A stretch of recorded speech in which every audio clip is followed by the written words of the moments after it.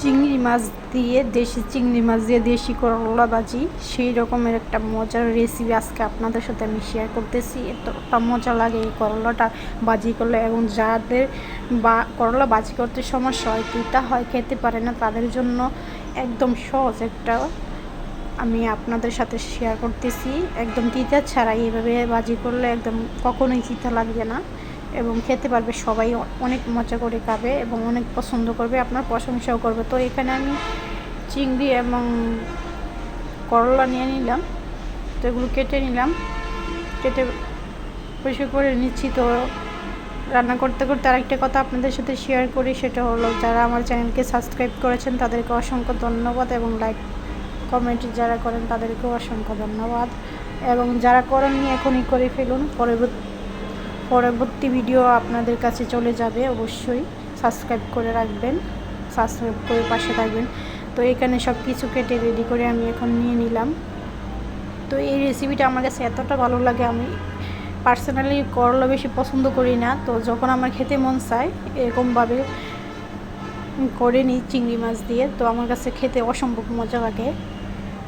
মাংস কিন্তু খেতে হবে না, এটা যদি আপনার পাশে থাকে এতটা মজা লাগে। এভাবে করলাটা ভাজি করলে সবুজ সবুজ রেখে, করলার পুষ্টিগুণ ঠিক রেখে এভাবে ভাজি করলে কিন্তু অসম্ভব মজা লাগে।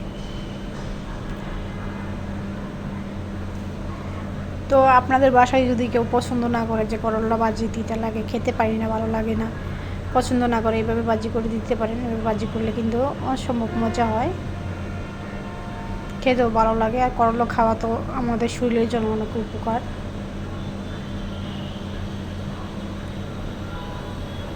ছোটো করলা খাওয়া ভালো, শরীর এবং লিভারের জন্য অনেকটা উপকারী জিনিস। যদি সবুজ সবুজ করে খান তাহলে শরীরে অনেকটা উপকার পাবেন। তো এগুলোকে আমি একটু বেজে নিচ্ছি, তারপরে আমি চিংড়িগুলো বেজে নেব। চিংড়িগুলো আমি একটু অন্যরকমভাবে গড়িয়ে নিয়েছি, কারণ বড় বড় করলে কীরকম একটা যেন দেখা যায়, এই জন্য আমি চিংড়িগুলো ছোটো ছোটো করে কেটে নিয়েছি, মাঝখানে ফাল্টি করে নিয়েছি।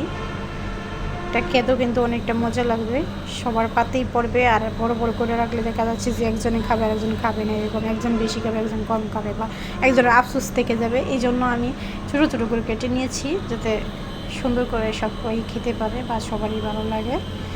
কেটে নেওয়াতে তার ঘ্রাণটা কিন্তু ভিতর থেকে বের হয়ে যাবে, এই জন্য আমি একটু কেটে নিয়েছি।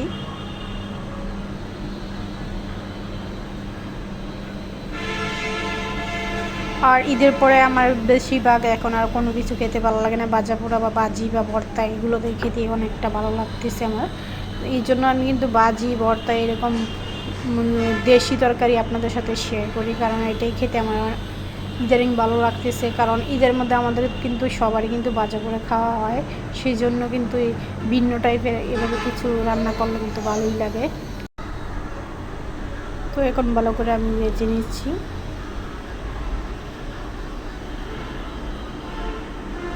আর এটা ভাজি করার সময় অবশ্যই ঢাকনা দেবেন না, ঢাকনা দিলে কিন্তু এটা কালারটা নষ্ট হয়ে যায়।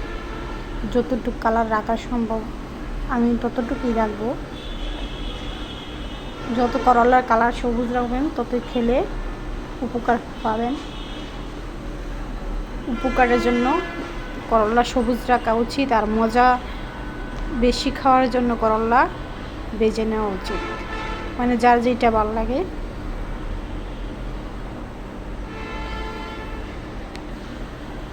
তো আমি এমনভাবে ভেজেছি, আস্তে আস্তে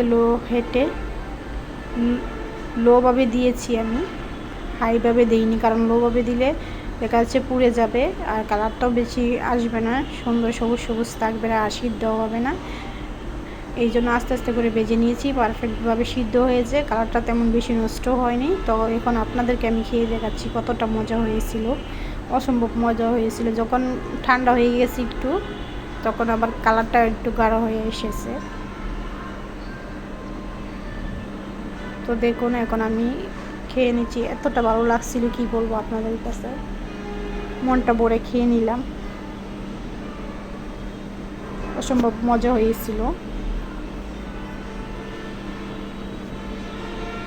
তো আপনাদের দোয়া এবং উপরওয়ালার দোয়ায় আল্লাহ আল্লাহর রহমতে ভালোই খাচ্ছি এবং ভালোই থাকছি। তো আপনারা সবাই দোয়া করবেন, আর আমিও সবার জন্য দোয়া করি। সবাই ভালো থাকবেন, সুস্থ থাকবেন, এবং আমার ভিডিও ভালো লাগলে বেশি বেশি করে লাইক কমেন্ট করবেন।